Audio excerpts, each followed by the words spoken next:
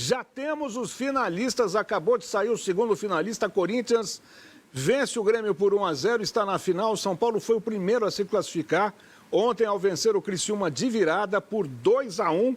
E a gente vai conversar com o professor Alain Barcelos, técnico de São Paulo, que chega à sexta final consecutiva pelo São Paulo Futebol Clube. E antes de mais nada, professor Barcelos, olha, a nossa saudação, parabéns por mais uma campanha vitoriosa, provando inclusive que os garotos da base do São Paulo de Cotia continuam realmente firmes e fortes. Tudo bem, Barcelos? Seja bem-vindo. Tudo bem, boa noite, boa noite. Vocês me escutam bem? Tudo certo? Parabéns pela campanha. Obrigado. Primeiro é um prazer, um privilégio estar aqui com vocês, a gente poder bater um papo sobre Cotia, sobre o processo de formação do clube. Então fico muito contente de estar aqui. E sobre Cotia, sobre formação, sobre aquilo que São Paulo vem desenvolvendo, a gente fica muito feliz e tem um privilégio de estar representando essa grande instituição nesse grande campeonato e mais uma vez conseguindo coroar com uma belíssima campanha e performando a nível de chegar numa final dessa competição. Bom, eu vou começar pelo fim, Barcelos. A pergunta que certamente o Ivan e o Bernardo gostariam de fazer para você logo de cara. Esses gols que o Rian fez ontem, a gente vai colocar aqui de novo. Você quase infartou quando você viu que o menino ia cobrar do jeito que ele cobrou? Ou você já está acostumado a ver a cavadinha do Rian nos treinos do São Paulo? A gente está colocando todos os gols aqui, né? Começa pelo Criciúma, que abre o placar, depois o São Paulo vira, e o Rian faz os 2 gols que a gente mostrou na abertura do bola aqui, cobrando o pênalti de cavadinha. Você quase infartou ou você está acostumado a ver o menino bater daquele jeito?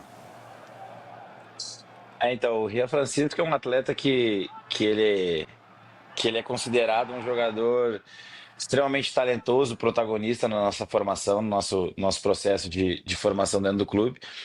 E ele sempre foi caracterizado como um atleta muito frio, né, dentro da área, um atleta extremamente talentoso naquilo que tem de melhor, que é fazer o gol. E ele sempre teve essa frieza. No passado, ele foi artilheiro de todas as competições no Sub-17 e sempre com essa característica da frieza na frente do gol. Ele já havia feito alguns gols nesse sentido, inclusive no Campeonato Paulista esse ano ele fez exatamente igual. E ele treina bastante as cobranças de pênalti, ele tem uma variação muito grande, mas confesso que foi uma surpresa para todos nós, né? Tanto o primeiro e obviamente o segundo. Até xinguei ele de certa forma, mas na brincadeira, né? Obviamente, falei, cara, tu quer acabar com a gente aqui. Mas é um menino de ouro, é um menino extremamente talentoso, muito frio naquilo que faz e protagonista, né? Vem sendo muito, muito decisivo e desde o ano passado sendo artilheiro de todas as nossas competições. E curioso, em menos de 24 horas ele fez 2 jogos, porque ele tinha sido emprestado para o time principal na véspera, no jogo contra o Botafogo, né, Barcelos? Exatamente, não só ele, né? Tivemos 13 atletas, né, que foram promovidos à equipe profissional para a estreia do Campeonato Paulista. E como eu sempre disse, né, e sempre falo, obviamente é o nosso objetivo principal auxiliar o nosso departamento profissional e consolidando juntamente a nossa pré-temporada do profissional. O departamento nos solicitou os atletas e a gente já estava, obviamente, isso já estava tudo programado. A gente ficou muito feliz com isso, né? Os atletas também ficaram extremamente empolgados e eu, inclusive, fui lá observar de perto. Foi muito satisfatório ver a presença deles. E são meninos, né? Obviamente, a gente cuidou muito da recuperação deles. A nossa fisioterapia foi até tarde, cuidando de todos os atletas, mas, obviamente, ele teve condições e conseguiu performar nos 2 jogos, né? Ele foi muito bem no jogo da estreia do profissional e também foi muito bem no jogo contra o Criciúma em menos de 24 horas posterior, mas obviamente ele tinha condições para conseguir atingir a performance que ele atingiu. Ivan, o São Paulo é clube que você acompanhou por tantos anos como repórter, inclusive da Rádio Transamérica, continua protagonizando quando o assunto é formação de jogador da base. Inclusive o Barcelos pode conversar um pouquinho com a gente. Primeiro, um prazer estar conversando com ele. Eu ia falar sobre a final contra o Corinthians, mas então vamos falar um pouquinho sobre o que acontece dentro de Cotia, né? Por conta do sucesso do Palmeiras, é um rival, Barcelos. Cotia passou a ser um pouquinho mais questionada, a formação, né? Eu vejo que o São Paulo consegue abastecer bastante o profissional, São Paulo conquista alguns títulos na base, o Palmeiras passou a conquistar mais. São modelos diferentes. Mas eu gostaria que você falasse sobre o processo de formação em Cotia, se você entende que ainda é um dos melhores no país. Sem dúvidas, né? Aquilo que acontece não só no Palmeiras, mas em outros clubes, quando se trata de formação, os clubes vêm investindo cada vez mais no processo de formação, em especial nas categorias de iniciação, né? E isso facilita um pouquinho o processo como um todo, na sua integralidade. Então, não só o Palmeiras, mas todos os clubes vêm investindo bastante. E o São Paulo já fazia isso há muito tempo, né? O São Paulo sempre foi uma referência muito grande, tanto no processo de formação e naquilo que proporciona para os seus atletas, não só na questão técnica do campo, né? Mas também no lado humano, no lado como um cidadão. Então, o Cotia é uma referência não só na funcionalidade da formação, mas também na estrutura, né? Se a gente parar para observar e quem teve o privilégio de trabalhar ou observar ou vivenciar o processo de Cotia, vai entender o que a gente está falando. Tamanho o investimento que o clube faz há anos no seu processo de formação, tanto em termos estruturais quanto de metodologia de treinamento. E sem dúvidas, o São Paulo ele é uma potência, sempre foi, e tenho convicção que sempre vai ter, como eu disse, pelo investimento que faz nos seus jogadores, nos profissionais que lá estão e na estrutura que é fantástica de Cotia e proporcionando um ambiente propício para o desenvolvimento deles, né? Então, para além dos títulos, e obviamente é um produto final e por vezes ele é observado se valeu a pena ou não só com esse produto final, com a conquista, né? Mas a gente precisa entender que o âmbito do processo de formação ele é diferente, né? E obviamente é no que diz respeito ao quanto a gente consegue passar os atletas pro profissional de uma maneira que aquilo tem como missão do clube, né? Que é formar os jogadores em excelência para o âmbito profissional, mas também para o mercado internacional, trazendo retorno financeiro para o clube. Então, o São Paulo ele é sim uma referência, uma potência nesse sentido, mas a gente também tem que formar jogadores vencedores, né?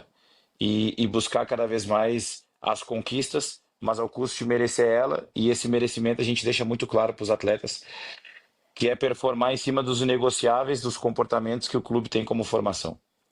Bernardo. Alan, um abraço a você, parabéns aí pela campanha na Copa São Paulo. Minha pergunta é bem simples e tem como pano de fundo o Rian Francisco, né? Você sabe o valor da multa dele?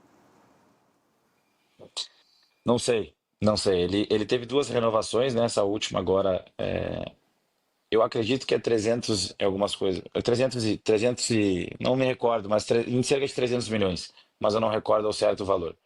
E você já sabe quem vai ser o substituto dele na partida contra o Corinthians?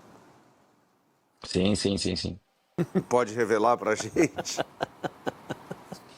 Ainda não, porque a gente precisa construir algumas coisas no que diz respeito às interações que vão jogar, porque pode ser que não mude só ele, né? Pode ser que mude outra interação ali, mas a gente já tem definido. Infelizmente eu não posso adiantar nesse sentido, mas pode ter certeza que todo atleta que for entrar vai buscar performar e auxiliar toda a equipe da melhor maneira possível. Você falou do trabalho de revelação de jogadores que já vem de muito tempo do São Paulo, isso faz parte da tradição do clube. Agora, o quanto que vocês, na comissão técnica da base, estão alinhados com a comissão do time principal, com o Zubeldia? O Zubeldia costuma falar com você fala com ele, trocam ideias, trocam figurinhas, como é que funciona isso? Então, o Zubeldia, ele recentemente foi em Cotia, onde nós fizemos um coletivo do Sub-20 e o Sub-17 para que ele possa observar. Ele constantemente leva alguns atletas para que possam treinar com ele, né? E ele faz essa rotação, e coloca os atletas nessa rotatividade para que ele consiga observar cada vez mais de uma forma presencial. A gente sabe tamanho a dificuldade, né? Porque se trata do CT Barra Funda e CT de Cotia pela distância e, obviamente, pelo calendário que envolve as duas categorias, né? O Sub-20 tem um calendário bem próximo ao que vive o profissional hoje e o calendário do profissional, todos nós aqui já sabemos, tamanha dificuldade que é. Mas a interação que é significativa, para além da minha com o Zubeldia, que ela é boa, é muito no que diz respeito ao professor Muricy Ramalho, Milton Cruz, o professor Márcio também, que é o nosso coordenador de Cotia, e o nosso diretor executivo, Marcos Biasotto. E essa interação acontece, essa sinergia ocorre diariamente, mas entre as comissões, a gente sabe da dificuldade que tem pelo calendário, né? Mas a gente busca sempre observar o profissional está sempre com a gente, seja representado pelo Zubeldia, pelo algum integrante da comissão, mas obviamente também pelo professor Muricy Ramalho e Milton Cruz. E também eles costumam acompanhar nossos jogos, né? Na nossa final da Copa do Brasil, o Zubeldia fez questão de estar no vestiário, fez questão de estar lá conosco, ajudando a molecada e nos ajudando com a sua experiência, sua bagagem e tudo que ele tem para nos proporcionar. Ivan. Eu queria que você falasse um pouquinho sobre você, Alan, porque você trabalhava no Sub-17 do São Paulo. Aliás, o Sub-17 do São Paulo sempre foi elogiado, né? Hoje o William Gomes, que fez parte daquele time, está no elenco profissional do São Paulo. Depois você foi colocado no Sub-20, né? Continuou conquistando. Vocês recentemente conquistaram, se eu não me engano, no final do ano passado, a Copa do Brasil diante do Palmeiras, que é uma potência na base. Muitos desses jogadores, ou muitos daqueles jogadores, estão à disposição na Taça São Paulo. Eu queria que você falasse sobre os seus planos.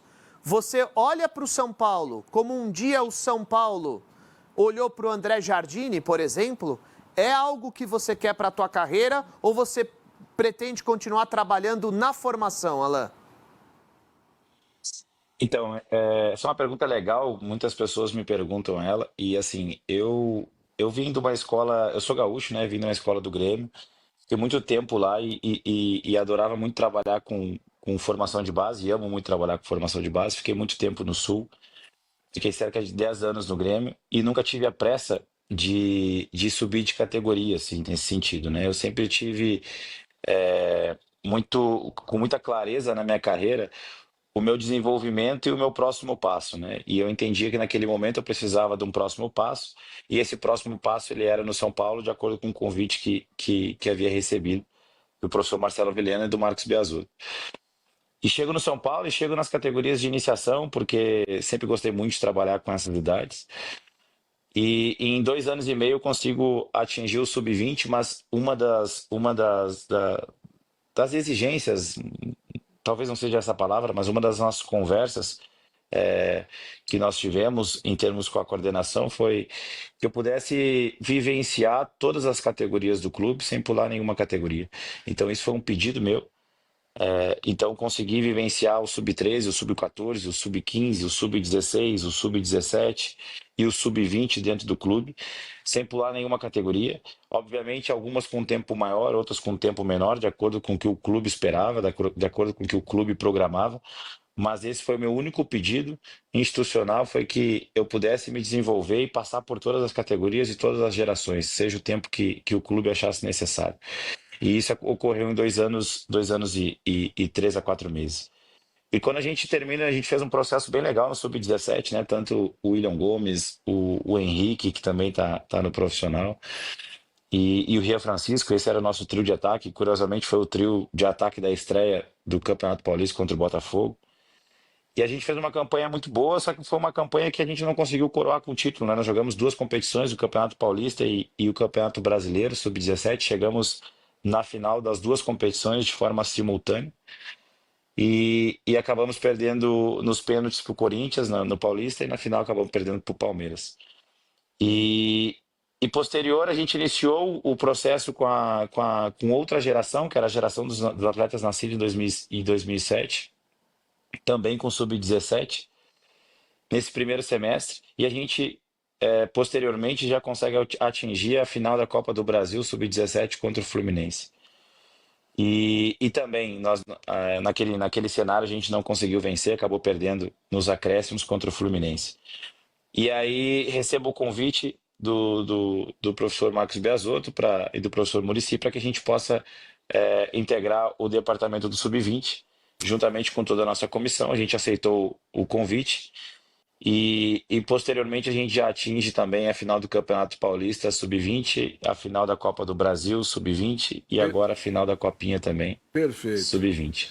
Ô, Barcelos, a gente está em cima da hora, peço desculpas para você, mas já te cumprimento pelo brilhante trabalho e te desejo boa sorte na grande decisão contra o Corinthians na final da Copa São Paulo de Futebol Júnior. Muito obrigado, viu, Barcelos? Parabéns.